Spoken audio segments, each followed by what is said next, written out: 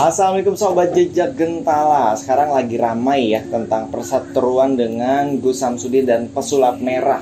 Jadi akhirnya banyak paranormal yang kemampuannya diragukan gitu ya, karena dianggapnya sebagai trik. Nah, di sini saya bersama Ki Seno. Saya ingin bertanya tentang bagaimana Ki secara orang awam nih, kan saya awam nih, nggak tahu nih cara membedakan paranormal yang benar-benar berilmu atau yang satu lagi adalah paranormal yang KW lah, yang pakai trik gitu. Cara membedakannya gimana? Kalau cara membedakan paranormal yang trik atau yang KW, sebenarnya gini, ilmu gaib itu nggak bisa diwujudkan gitu, nggak bisa diwujudkan. Jadi yang tadi kita bahas juga di video sebelumnya, bahwa untuk mendapatkan ilmu kegebalan itu ada laku perjalanan spiritualnya. Contoh dengan cara dia meditasi, dengan cara dia berpuasa. Terus kalau untuk membedakannya itu, paranormal yang asli itu biasanya kalau kita datang tanpa kita ngomong pun dia udah tahu niat tujuan kita. Jadi nggak harus kita cerita. Kalau untuk mengobati itu biasanya pengalaman saya gitu, penyakit itu datang secara gaib, keluar pun akan secara gaib.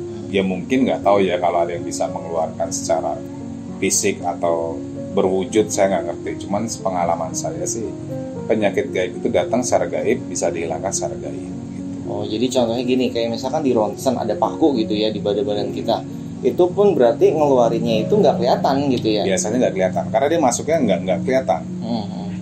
Gitu. Atau hilang aja. Karena apa? Yang dimasukkan di sini paku yang memang udah diisi dengan hodam ataupun dengan jin kayak gitu. Jadi misalkan dia penarikannya pun, kalau masih dipenarikan berwujud, itu biasanya sakit gitu. Nah, gimana caranya kita ini mempelajari pengobatan itu, menarik benda itunya itu secara gaib, jadi nggak sakit. Terus kemudian kan banyak sekarang yang pokoknya kontennya apa, narik pusaka gitu. Dan narik pusakanya kadang di rumah-rumah orang, kan lucu kayak. Jadi kita bertamu, tahu kita bisa narik pusaka di rumah itu. Emang setiap rumah punya pusaka? Kalau jin ada banyak, tapi kalau pusaka nggak semua rumah. Pusaka itu adanya di tempat-tempat tertentu. Contoh tempat-tempat yang dikeramatkan. Terus kayak misalkan tempat-tempat yang wingit ataupun yang angker gitu. Jadi kalau misalnya kita mau narik pusaka itu, biasanya pusaka itu ada di tempat-tempat yang wingit atau angker. Kalau di rumah mungkin itu ada yang tanaman orang, itu bisa jadi. Tapi bukan pusaka bentuknya ya, kayak misalkan tanaman orang ini, kayak misalkan dia nanam benda supaya rumah tangga orang ini hancur, atau supaya rezekinya itu bisa sempit gitu. Jadi kalau misalkan gaib atau jin ini, sepengalaman saya itu menjalankan ritual puasa, jin itu ataupun gaib nggak bisa membunuh manusia. Dia bisa membunuh manusia itu kalau ada yang menggerakkan. Contoh kayak misalkan saya beberapa kali hiking ataupun naik gunung gitu ya, di Gentala Senopati gitu. Itu kalau kita lagi ritual malam itu banyak seliweran gaib, tapi ya seliweran hanya lewat aja. Tapi untuk membunuh dia nggak bisa. Terkadang dia bisa terbunuh itu penggerakan manusia, contoh santet, ataupun kita takut lari jatuh ke jurang gitu. Oh ya. Jadi ya sebenarnya karena kitanya sendiri ya, karena kita takut lari kepleset jatuh gitu ya. Jatuh jurang, akhirnya meninggal gitu.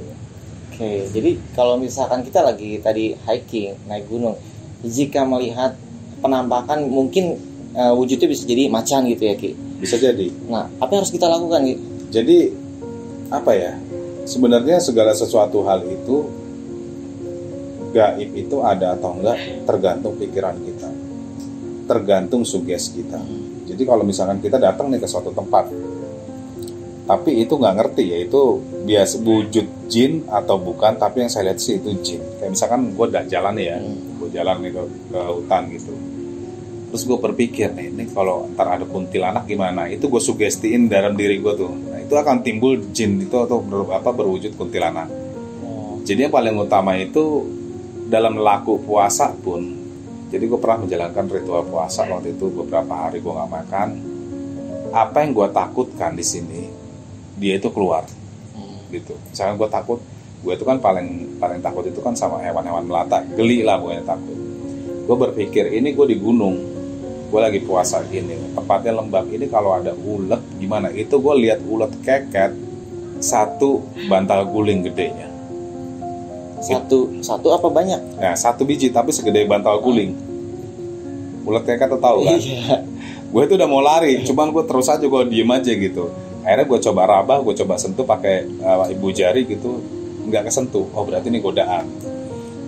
Godaan itu akan timbul bagaimana pemikiran alam bawah sadar kita ataupun sugesti dalam diri kita. Tapi wujud jin itu tetap ada. Jadi tetap ada. Jin itu seperti merubah wujudnya seperti sugesti yang ada di pikiran kita gitu. Benar, ya. kayak gitu. Jadi kalau kita takut pocong terus lewat jalan pohon bambu, pohon pisang gitu, kita wah ada pocongnya nggak ya gitu kan? Itu mereka justru malah mewujud gitu. Iya, mewujud. Nah, oke, jadi di sini yang saya tarik kesimpulan dari yang pertama tadi, perbedaan antara paranormal yang asli dengan yang KW. Yaitu kalau paranormal yang asli di saat kita datang misalkan ingin konsultasi pun itu kita nggak perlu nyebut ya. Jadi sebagai orang awam kita nggak perlu nyebut, justru udah kebaca ya. Karena untuk paranormal yang asli di sini pasti dia punya mursyid, punya guru batin ya. Sebelum pasien itu ngomong, dia pasti tanya sama guru batinnya, ini kenapa masalahnya. Akhirnya kita kontak batin. Nah, nanti baru kita dia belum ngomong, kita masalahnya ini kayak gitu. Kalau misalkan kita itu datang kita cerita dulu ya, mungkin orang jadinya lebih ke berasumsi, oh lo begini ya, lo kayak datang ke apa namanya psikiater atau psikolog gitu. Iya, jadi itu perbedaan yang paling mencolok ya. Jadi kalau misalkan kita datang justru kita cerita, saya mengalami ini, itu lebih baik sekalian aja ke psikiaternya ya, gitu. Nggak usah paranormal. Jadi kalau paranormal yang memang benar-benar punya kemampuan, itu ya langsung kebaca kitanya tanpa kita menyebutkan apapun masalah kita, itu langsung kebaca. Jadi ya paling langsung ngebahas ke solusinya ya, Ki ya. Cara penyelesaian masalahnya bagaimana. Oke, kalau dari saya sih cukup. Jadi sudah cukup jelas banget tuh dari yang perbedaan paranormal asli dan yang KW, yaitu ya tinggal bandinginnya ya paranormal asli ya bisa membaca. Kalau misalkan yang mendengarkan keluhan dari pasiennya itu ya psikiater, itu udah jelas banget sih, itu udah ampuh lah ya Ki. Udah ampuh banget sih menurut saya itu. Oke, mungkin videonya saya akhiri sampai di sini. Bagi sobat yang nanti punya pertanyaan boleh tuliskan di kolom komentar, kita akan bahas di video selanjutnya. Oke, sampai jumpa kembali. Salam sobat jejak gentala. Wassalamualaikum warahmatullahi wabarakatuh.